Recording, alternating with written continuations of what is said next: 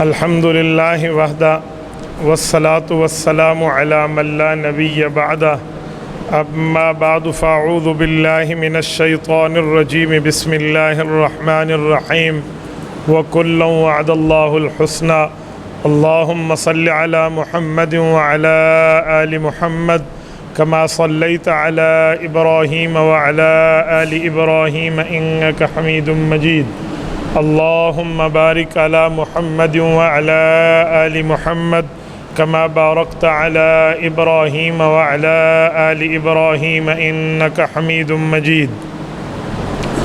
معزز دوستو، سفر المظفر کا مہینہ تقریباً اپنے اختتام پذیر ہونے کو ہے۔ اسی مہینے میں رسول اللہ صلی اللہ علیہ وآلہ وسلم کی وفات حسرت آیات کے بخار کی ابتدا ہے۔ سفر سن 11 ہجری میں رسول پاک صلی اللہ علیہ وآلہ وسلم نے اپنے صحابی اور اپنے محبوب ترین شخص حضرت اسامہ بن زید رضی اللہ تعالیٰ عنہ کی قیادت میں ایک لشکر کی تیاری فرمائی تھی جسے جیش اسامہ کہتے ہیں۔ یہ رسول پاک صلی اللہ علیہ وسلم کی وفات کے چند دن پہلے کی بات ہے۔ حضور پاک صلی اللہ علیہ وسلم نے اس جنگ کے لیے صحابہ کرام کو جمع فرمایا اور جمع فرما کر اللہ کے رسول نے حضرت اسامہ بن زید رضی اللہ تعالیٰ عنہ کو اس کی کمانڈر ان چیف اور ان کی کمانڈ سپرد فرمائی۔ اس لشکر میں حضرت ابو بکر عمر رضی اللہ تعالیٰ عنہما جیسے بڑے بڑے صحابہ موجود تھے اور اس کی قیادت حضرت اسامہ جن کی کل عمر 15 سے 17 سال کے درمیان تھی ان کے ہاتھ میں دی۔ اس سے ایک بات سمجھ آتی ہے کہ عمر کی بات نہیں ہوتی بلکہ اللہ کے انتخاب کا مسئلہ ہوتا ہے، جس کو اللہ رب العزت کی طرف سے منتخب کر دیا جائے۔ حضرت اسامہ بن زید رضی اللہ تعالیٰ عنہ کی قیادت میں ان تمام صحابہ کو مأمور فرمایا اور حضرت اسامہ کو امیر فرمایا کہ وہ بطور امیر جا کر لوگوں میں جہاد فی سبیل اللہ کی بات کو اجاگر فرمائیں۔ ہوا یہ کہ اللہ کے رسول صلی اللہ علیہ وسلم نے ان کو بلایا اور اپنے ہاتھ سے جھنڈا باندھا اور اس لشکر کو روانہ فرمایا۔ ابھی یہ لشکر کچھ قریب ہی گیا تھا مدینہ منورہ سے نکل کے کہ اللہ کے رسول صلی اللہ علیہ وسلم کی وفات ہوتی ہے، تو اس لشکر کو روک دیا گیا۔ حضرت صدیق اکبر رضی اللہ تعالیٰ عنہ نے بعد میں اس لشکر کو روانہ فرمایا ہے اور اسامہ رضی اللہ عنہ کو امیر مقرر رکھا۔ حضرت اسامہ کو اس لشکر سے امیر ہٹایا نہیں، فرماتے تھے کہ جس جھنڈے اور پرچم کو میرے پاک پیغمبر نے خود اپنے ہاتھوں سے باندھا ہے میں اس کو کھول نہیں سکتا، اور میں اسی لشکر کو ایسے روانہ کروں گا جیسے رسول اللہ صلی اللہ علیہ وسلم نے کیا ہے۔ تو جیش اسامہ کی تیاری اور جیش اسامہ کی روانگی اسی مہینے سفر میں ہے۔ میں اس سے ایک بات سمجھانے لگا ہوں۔ حضرت اسامہ رضی اللہ عنہ کون ہے، ذرا ان کی ہسٹری میں تھوڑی سی آپ کی خدمت میں رکھتا ہوں۔ حضور پاک صلی اللہ علیہ وآلہ وسلم کی والدہ مکرمہ جب 6 سال حضور کی عمر تھی لے کر مدینہ طیبہ گئی تھیں، حضرت عبداللہ کی قبر پہ گئی تھی۔ حضرت رسول اللہ کے ابا جان کی قبر مبارک پہ اپنے ننہال میں ہونے کے لیے گئی تھی، تو واپسی پر 2 عورتیں تھیں، ایک حضرت اماں آمنہ تھی اور ایک ان کے ساتھ حضرت برکت جن کو ام ایمن کہتے ہیں، یہ ساتھ تھے۔ یہ دونوں واپسی میں تھیں کہ حضرت رسول اللہ صلی اللہ علیہ وسلم کا انتقال ہوا، حضرت اماں آمنہ کا انتقال ہوا۔ حضرت اماں آمنہ ابوا میں آ کر فوت ہوئی ہیں۔ یہ ابوا وہ علاقہ ہے جو مدینہ طیبہ سے تھوڑا زیادہ قریب ہے اور مکہ مکرمہ سے تھوڑا بعید اور دور کا سفر ہے۔ یہ مکہ اور مدینہ کے پرانے ہجرت کے راستے پر موجود ہے۔ اس وقت حضور پاک علیہ السلام کو تسلی دینے کے لیے ایک عورت تھی جس کا نام ام ایمن ہے۔ یہ رسول اللہ صلی اللہ علیہ وسلم کی ایک روایت میں رضائی اماں بھی ہے کہ انہوں نے آپ صلی اللہ علیہ وسلم کو دودھ پلایا ہے۔ یہ حضرت برکت ام ایمن، ان کا جو رشتہ ہوا ہے وہ ان کا رشتہ ان کی بیوگی کے بعد حضرت زید بن حارثہ رضی اللہ عنہ سے ہوا ہے۔ زید بن حارثہ کے بارے میں آپ سن چکے ہیں کہ حضرت زید بن حارثہ وہ ہیں جن کو حضور پاک علیہ الصلوۃ والسلام نے اپنا منہ بولا بیٹا فرمایا تھا، اور حضرت زید رضی اللہ تعالیٰ عنہ نے غلام بن کر زندگی گزاری تھی، تو حضور پاک علیہ السلام نے انہیں آزاد فرمایا۔ ان کے چچا اور ان کے ابو ان کو لینے آئے، جب ان کو پتہ چلا کہ ہمارا بچہ یہاں ہے تو انہوں نے باپ اور چچا کے ساتھ جانے پہ انکار کر دیا۔ تو باپ اور چچا نے کہا کہ غلامی کی زندگی قبول کر رہے ہو، آزادی کی زندگی نہیں چاہیے۔ تو حضرت زید بن حارثہ نے فرمایا تھا ابو، حضور پاک کی غلامی پر ہزاروں آزادیاں قربان ہیں، یہ بہت ہی فخریہ غلامی ہے، اگر میں اس غلامی میں رہ جاؤں تو۔ حضرت رسول اللہ صلی اللہ علیہ وسلم خوش ہوئے اور ان کو اپنا بیٹا قرار دیا۔ بعد میں قرآن کریم کی آیت اتری، ادعوہم لآبائہم هو اقسط عند اللہ، سورۃ نمبر 33 سورۃ احزاب پارہ نمبر 21 کی آیت ہے۔ تو حضرت رسول اللہ صلی اللہ علیہ وسلم نے ان کو زید بن حارثہ کے نام سے پکارنا شروع فرمایا۔ ان کے ساتھ حضرت ام ایمن کا نکاح ہوا ہے۔ حضرت ام ایمن رضی اللہ تعالی عنہ ان کی بیوی بنی، اور ان سے جو بچہ پیدا ہوا اس کا نام اسامہ بن زید ہے۔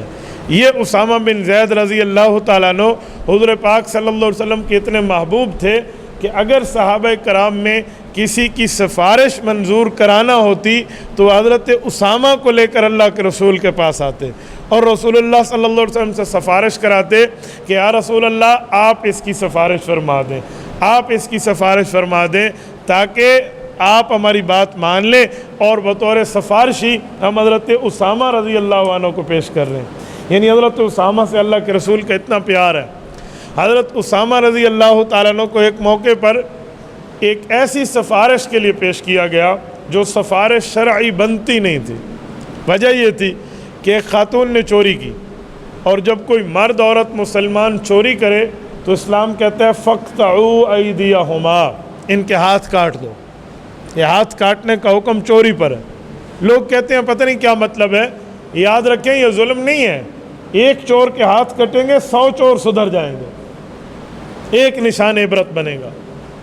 ایک پر شرعی سزا نافذ ہو گئی نا، وہ پوری زندگی کے لیے دوسروں کا نمونہ بن جائے گا، چوریاں رک جائیں گی۔ اگر شرعی سزا کا نفاذ ہو جائے تو بہت کم جرائم ہوتے ہیں۔ تو اسلام کا حکم تھا تو اس کے ہاتھ کٹنے کا اعلان ہوا۔ اللہ کے رسول صلی اللہ علیہ وسلم نے اعلان فرمایا۔ وہ عورت کوئی برگر فیملی کی تھی، تھوڑی پیسے والے خاندان کی تھی، تو وہ حضرت اسامہ کو لے کر آ گئے کہ ہم چوری کا مال بھرنے کے لیے تو تیار ہیں، پھر ہاتھ کیوں کٹتے ہیں؟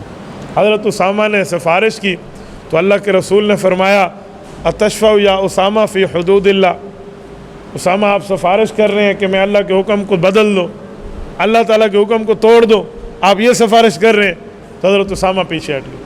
تو حضور علیہ السلام نے ایک تاریخی جملہ ارشاد فرمایا، اس عورت کا نام فاطمہ بنت اسد تھا، اس عورت کے لیے فرمایا کہ یہ تو اسد کی بیٹی فاطمہ ہے، اس نے چوری کی ہے تو اس پر حد جاری ہوگی۔ اگر خدا نخواستہ میری بیٹی فاطمہ چوری کرتی تو میں ان پہ بھی یہی حکم لاگو فرماتا۔ بہت بڑا جملہ ہے، بہت بڑی بات ہے، بہت بڑا ارشاد ہے۔ تو یہ حضرت اسامہ رضی اللہ عنہ کو اللہ کے رسول نے فرمایا کہ یہ تو فاطمہ بنت اسد کی بات ہے، فاطمہ بنت محمد کا مسئلہ بھی ہوتا تو حکم یہی ہوتا۔ تو میرے دوستو اس سے ایک بات سمجھ آتی ہے کہ محبت میں، پیار میں حضور پاک صلی اللہ علیہ وسلم نے اللہ کے حکم کو قربان نہیں کیا۔ تو ہمیں یہ بات سبق دے رہی ہے کہ ہم کسی معاملے میں اللہ کے احکام کو پامال کرنے والے نہ بنیں۔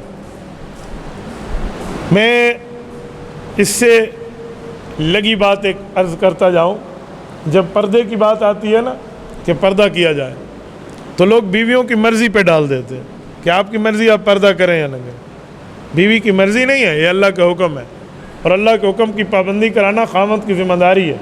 اپنی بیٹی کے لیے والد کی ذمہ داری ہے، اپنی بیوی کے لیے اس ہسبینڈ کی ذمہ داری ہے، یہ پوری کرائے گا، اس کو چاہیے وہاں پوری کرائے، یہ اللہ کے احکامات کی پابندی کرائے، ورنہ اس سے پوچھا جائے گا جو تیرے محتاط تھے ان نے اللہ کے احکام پہ عمل کیوں نہیں کیا۔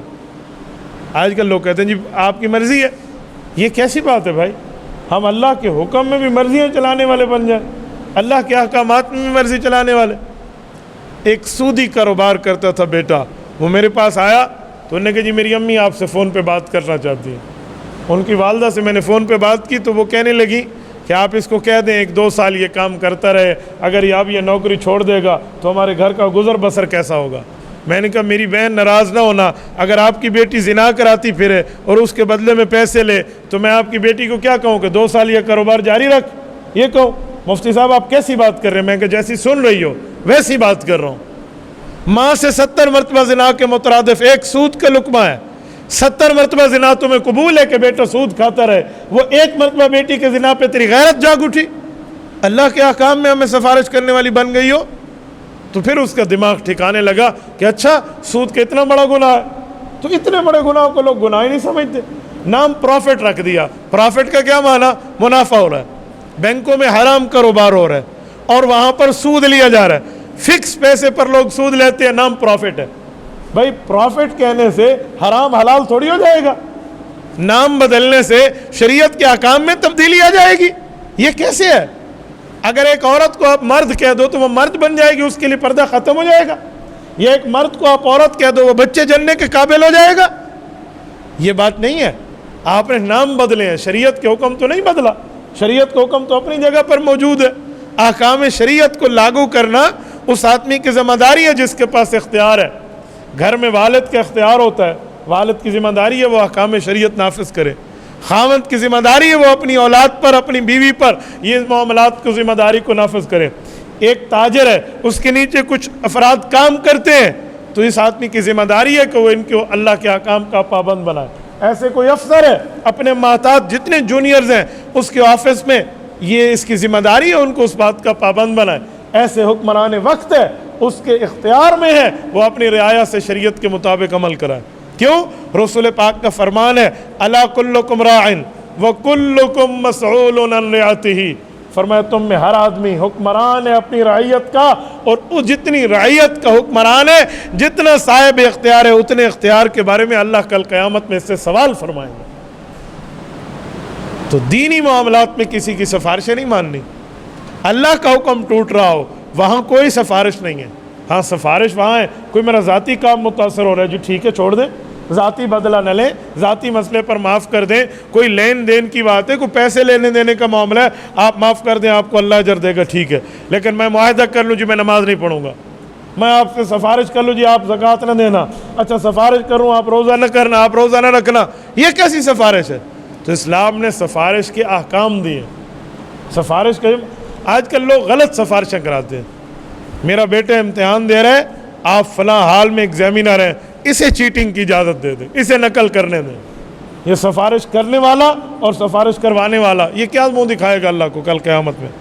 اور میرے دوستو، ہاں اگر اس کے اختیار میں ہے، گریسنگ مارکس کہتے ہیں کہ مثلا وہ 10 نمبر دے سکتا ہے تو وہ 8 دے رہا ہے، آپ کہتے ہیں میں آپ اس کو 10 دے دیں، آپ کے اختیار میں، یہ اس کے معاملے میں ہے، وہ کسی کا حق نہیں کھا رہا، تو یہ تو چلو اس حد تک ہے۔ لیکن جہاں اللہ کے حقوق کھائے جا رہے ہوں، خدا کے احکام کی پامالی کی جا رہی ہو، شریعت کا حکم ٹوٹ رہا ہو، اور وہاں کہتے ہیں جی نہیں ایسا نہیں ہے، بھائی ایسی بات نہیں ہے۔ شریعت کے احکام پہ اولاد کی ذمہ داری والد پہ موجود ہے۔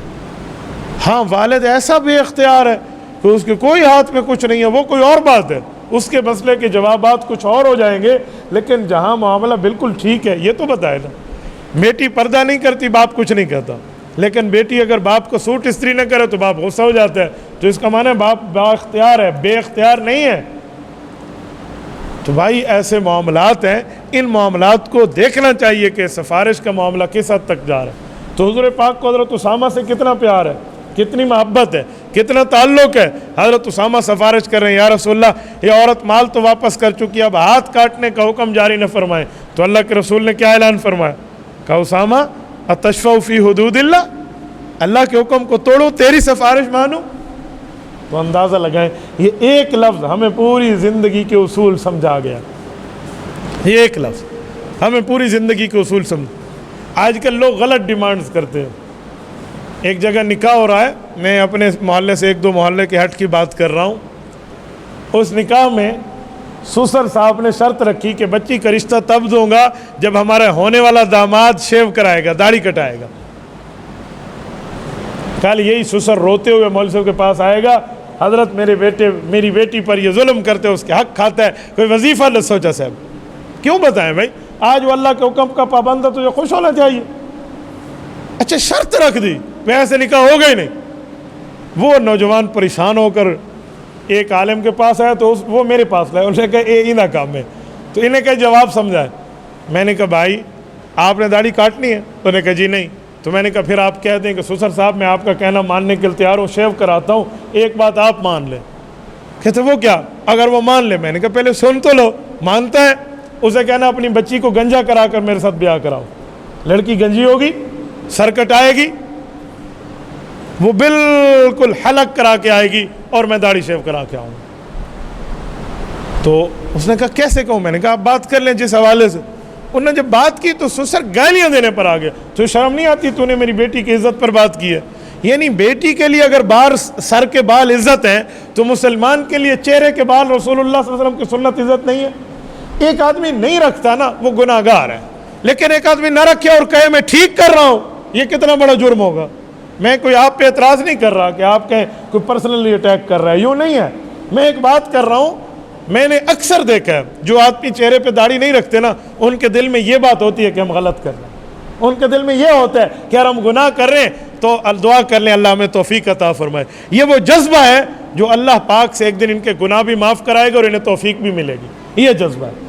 لیکن ایک بندہ داڑھی کٹا کر خود کو کہے اب میں بالکل صحیح سنت کے مطابق کام کر رہا ہوں اور یہ دین کر رہا ہوں، تو ایسا آدمی شدید گناہ گار۔ بلکہ علماء نے لکھا ہے کہ گناہ کرو، گناہ کو گناہ سمجھ کے کرو تو یہ گناہ گاری ہے۔ کوئی گناہ کر رہا ہے نا لیکن گناہ کو گناہ سمجھتا ہے، جائز نہیں سمجھتا۔ اللہ نہ کرے، اللہ نہ کرے، ایک بندہ شراب پیتا ہے لیکن وہ یہ سمجھتا ہے کہ شراب پینا گناہ ہے، یہ شراب پیشاب ایک برابر ہے، لعنت کا کام ہے، بس اللہ ایک دن مجھے چھڑا دے۔ یہ بندہ مسلمان ہے لیکن گناہ گار ہے، بس اتنی بات۔ لیکن ایک آدمی شراب پی رہا ہے اور کہہ رہے ہیں نعوذ باللہ یہ بالکل جائز ہے، پاک ہے، صاف ہے، زمزم ہے، بس اس کو پی لو۔ تو فرمایا ایسا بندہ جو گناہ کر کر اس کو نیکی اور اچھائی سمجھ رہے، یہ گناہ گار نہیں ہے، یہ اسلام سے فارغ ہے۔ اب لوگ کہیں گے مولویوں نے فتوے جیب میں ڈالے ہوئے ہیں۔ بھائی فتوے جیب میں نہیں ڈالے، ہم شریعت کا حکم بتا رہے ہیں۔ شریعت کہتی ہے کسی گناہ کو ثواب سمجھ کے کرنے سے اسلام سے بندہ باہر چلا جاتا ہے۔ تو اسی طرح کے جتنے معاملات ہیں نا یوں نہیں کرنے چاہیے۔ بعد میں ان کے سسر سے ہماری بات ہوئی تو میں نے ان کو سسر سے کہا کہ آپ کے داماد نے بد زبانی نہیں کی، یہ اسے میں نے سکھایا۔ آپ نے سکھایا؟ میں نے کہا جی میں نے سکھایا۔ کیوں؟ میں نے کہا جتنی عورت کے سر کے بال محترم ہے نا، اس سے بڑھ کر مرد کے لیے داڑھی محترم ہے۔ اللہ نے جو آسمان پہ کچھ فرشتوں کی جماعت پیدا کی ہے، وہ فرشتے جو تسبیح پڑھتے ہیں ان میں عورتوں کا نمبر بعد میں ہے جن کے سر کے بال بڑے ہیں، اور ان مردوں کا نمبر پہلے ہے جن کی داڑھی سنت کے مطابق ہے۔ کہتے ہیں میں سمجھا نہیں۔ میں نے کہا حدیث پاک ہے، آسمان پر کچھ فرشتوں کی جماعتیں ہیں جو یہ اللہ کی تسبیح بیان کرتی رہتی ہیں، سبحان من زین الرجال باللحا وسبحان من زین النساء بالقرون، کہ میرا اللہ تو پاک ہے جس نے مردوں کو داڑھی سے اور عورت کو سر کے بالوں سے عزت عطا فرمائی۔ یہ تو فرشتے دعائیں کر رہے ہیں اس کے لیے، تو اس میں مرد کی داڑھی کی بات پہلے ہے۔ تو پتہ نہیں ہم دنیا میں اتنے مصروف ہو گئے ہیں کہ ہمیں دین کا خیال ہی نہیں ہے۔ ایک گھر میں رشتہ ریجیکٹ ہوا، ہم اس گھر میں اپنے بچے کی شادی نہیں کرتے، پوچھا گیا وجہ تو ادھر تو نہیں بتایا۔ خاتون نے ایک اور جگہ جا کر کہا کہ میں اس کے گھر میں گئی ہوں، ان کی دونوں بچیوں کو میں نے دیکھا ہے، ٹھیک ہے شکل صورت سے اچھے ہیں، کچھ پڑھی لکھی بھی ہیں، لیکن بس صرف نماز روزے ان میں، باقی کوئی کام کی چیز نہیں ہے۔ تو آپ مجھے بتائیں جو خاتون اپنی بہو کے لیے ایسی بہو تلاش کرے کہ وہ نماز روزے والی نہ ہو تو بتائیں کیا ہوگا؟ بچے کیا کریں گے؟ وہ کیا دین آگے منتقل ہوگا؟ یہ شادی جو خانہ آبادی تھی، اللہ نہ کرے یہ تو خانہ بربادی میں منتقل ہو رہی ہے۔ تو ہم نے دین کو ترجیح دینا چھوڑ دیا۔ یہ انگریز کی سوچ ہے، یہ کفار کی سوچ ہے، یہ فساق و فجار کی سوچ ہے، اسلامی سوچ نہیں ہے۔ محبت ہو، پیار ہو، تعلق ہو، لیکن سب کچھ ہو دینداری میں حضور پاک کے تابع دار بندہ سب سے بڑھ کے ہو۔ کسی سے پارٹنرشپ ہے، کسی سے ریلیشن شپ ہے، کسی سے فرینڈ شپ ہے، کسی سے کوئی اور معاملہ ہے، تو اس کا یہ مطلب نہیں ہے کہ ہم نے اپنے دین کو بھی بیچ دیا ہے۔ نا بابا، ہم ساروں کے تابع دار ضرور ہیں لیکن آقا نامدار کے وفادار سب سے پہلے ہیں۔ حضور پاک علیہ السلام کی محبت سب سے پہلے۔ اختر شیرانی ایک شاعر تھا، شراب پیتا مشاعرہ پڑھتا، شراب پیتا مشاعرہ پڑھتا تھا، مسلمان، اندر سینے میں ایمان موجود تھا لیکن بظاہر گناہ گاری تھی، چہرہ بھی سنت کے مطابق نہیں تھا، لباس بھی سنت کے خلاف تھا۔ ایک دن مشاعرہ پڑھ رہا تھا، اول فول بک رہا تھا، تو وہاں لوگوں نے دیکھا تو وہاں ایک مرزائی بھی موجود تھا۔ اس نے کہا آج موقع ہے، شراب کے نشے میں دھت ہے، اس کے ایمان پہ ڈاکہ ڈالوں، اس کے ایمان کو تباہ کروں۔ تو اس نے اپنے مختلف کارندے کھڑے ہو کر دکھائے نا، تو ایک اٹھ کر کہہ رہا تھا اختر تیری شاعری تو بہت بڑی ہے، اگر تیرے سامنے آج مرزا اسد اللہ خان غالب دہلی کا مشہور ترین شاعر ہوتا، تیرا مقابلہ کر سکتا؟ تو اس نے کہا اے اسد اللہ غالب میری جوتیاں اٹھانے والا ہوتا، وہ میرے سامنے چلتا، اب وہ نشے میں۔ تو کسی دوسرے نے اٹھ کے کہا علامہ محمد اقبال رحمہ اللہ کا ایک نام ہے دنیا میں، شاعر مشرق ہے، حکیم الامت کے شعراء میں ان کو لقب ملا ہے، کیا علامہ اقبال جیسی شاعری آپ کی ہے؟ انہوں نے کہا اقبال تو میرے تکیہ اٹھا کر میرے ساتھ چلتا، میں اس سے بہت بڑا شاعر ہوں۔ اس موقع پر مرزائی کے دل میں ایک بات آئی، کیا اس کے ایمان کو ختم کروں، اس سے گستاخی کرا لوں، اس سے شریعت کا اور حضور پاک کا انکار کرا لوں۔ وہ کھڑا ہوا، انہوں نے کہا نشے میں تو ویسے ہی ہے۔ انہوں نے کہا اختر اگر آج تیرے سامنے تیرا نبی ہوتا تو وہ تیرے مقابلے میں کوئی مشاعرہ پڑھ سکتا؟ اف مسلمانوں، اس اختر کا یہ عمل قابل تقلید ٹھہرا۔ اوپر راکھ آ چکی تھی لیکن اندر ایمان کی رمق تو باقی تھی نا، ایمان کی چنگاری تو موجود تھی، ایمان کی حرارت۔ نشے میں بظاہر دھت ہے، ہاتھ میں شراب کا جام ہے اور کیا باتیں اپنے منہ سے نکل رہی ہیں، لیکن یہ جملہ کہا تو خود کو ایک شاک لگا، یوں سر جھٹکا اور اس کے چہرے کو ایک لمحہ یوں دیکھا، یہ ظالم کیا کر رہے؟ تو شراب کا جام ہاتھ میں تھا، وہ جام اٹھا کے اس کے چہرے پہ دے مارا اور وہ مرزائی بھاگا تو یہ بھی پیچھے چھلانگ لگا کے اسٹیج سے دوڑ پڑا، دوڑتا جا رہا ہے اور ایک جگہ جا کر اسے دبوچ لیا، پکڑا اور اسے اچھی بھلی کٹائی مار کٹائی کی، اور اس کے بعد اسے کہا اے لعنتی میں گناہ گار ضرور ہوں، خطا کار ضرور ہوں، روح سیاکار ضرور ہوں، شرابی ضرور ہوں، گناہ ضرور کرتا ہوں، لیکن میں اپنے پیغمبر کا غدار نہیں ہوں۔ میں نے کل قیامت میں رسول پاک علیہ الصلوۃ والسلام سے سفارش لینی ہے، یار میں اپنے گناہوں کو اللہ سے حضور پاک کی رحمت کے صدقے معاف کراؤں گا، یہ ایک محبت کا رشتہ تو ظالم مجھ سے کھینچنا چاہ رہا ہے۔ تو میرے دوستو ہمیں رسول اللہ کا تابعدار بننا چاہیے، باقی ساری باتیں اپنی جگہ، لیکن محبت پیغمبر اپنی جگہ، اطاعت رسول اپنی جگہ، رسول اللہ صلی اللہ علیہ وسلم کا ساتھ اپنی جگہ۔ ایسے ایسے صحابہ بھی تھے جو رسول اللہ پر کلمہ پڑھ رہے تھے، اس وقت جب حضرت عمر پہلے کلمہ پڑھ چکے، حضرت عمر کے دور میں ان کی شہادت ہوئی تو اس صحابی نے میدان کارزار سے حضرت عمر کو شہادت کے وقت پیغام دیا کہ عمر فاروق کو کہنا جس وقت تو نے کلمہ پڑھا ہم پیغمبر کے مخالف تھے، لیکن آج اللہ نے ہمیں حضور پاک علیہ السلام کا کلمہ عطا فرمایا، آج آپ امیر المؤمنین ہیں، ایمان پہلے آپ لائے تھے، جنت اللہ ہمیں پہلے دے رہا ہے۔ ایمان کی بات ہے، محبت کی بات ہے، تعلق کی بات ہے۔ تو میری بات کا مطلب کہ حضرت اسامہ نے سفارش کی تو حضور پاک نے کیا فرمایا؟ اتشفع فی حدود اللہ، اللہ کے معاملے میں سفارش کرے کہ اللہ کے حکم کو توڑ دوں؟ اسامہ یہ نہیں ہو سکتا۔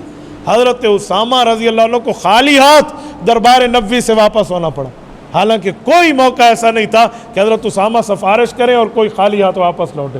حضرت رسول اللہ بات مانتے تھے، وَكَانَ حِبُّ رسول اللہ، ان کا لقب تھا کہ یہ رسول اللہ کے محبوب ترین صحابی ہیں۔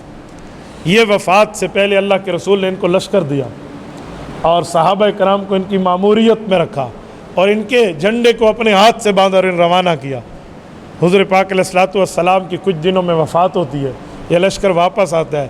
وفات حضرت آیات کے بعد معمول پر حالات آتے ہیں، صدیق اکبر خلیفہ بنتے ہیں، تو حضرت صدیق اکبر نے اسی سفر میں جو لشکر حضور نے ترتیب دیا تھا، اب ربیع الاول کی ابتدا تھی، تو فرمایا رسول اللہ صلی اللہ علیہ وسلم کے ہاتھ کے باندھے ہوئے جھنڈے کو میں نہیں کھول سکتا، اسامہ جو اللہ کے رسول نے آپ کو حکم فرمایا آپ تشریف لے جائیے، وہیں پر بھیجا۔ میری بات کا مطلب اتنا محبوب آدمی، لیکن اللہ کے راستے میں جب اللہ کے کلمے کی دعوت آئی تو حضرت اسامہ کو میدان جہاد میں اللہ کے رسول نے بھیج دیے۔ بظاہر کیا ہوگا، کوئی کہے گا اتنا پیار بھی اور مروانے کے لیے بھیجا، نعوذ باللہ، حالانکہ یہ بات نہیں ہے۔ اللہ کے احکام کے سامنے مخلوقات کی جتنی محبت ہے وہ قربان کر دی جاتی ہے۔ یہ ہمیں رسول اللہ نے سکھایا ہے، یہ اس عمل نے بتایا ہے۔ اس عمل سے ہمیں یہ واضح ہوتا ہے کہ ہم محبت پیغمبر کو، رسول اللہ صلی اللہ علیہ وسلم کی تابعداری کو اپنے سینے سے لگائیں اور دنیا کی اور محبتوں کو اس پر قربان کر دیں۔ ہماری دنیا بھی بہتر ہوگی، ہماری آخرت بھی بہتر ہوگی۔ اقول قولی ھذا واستغفر اللہ وآخر دعوانا ان الحمد للہ رب العالمین۔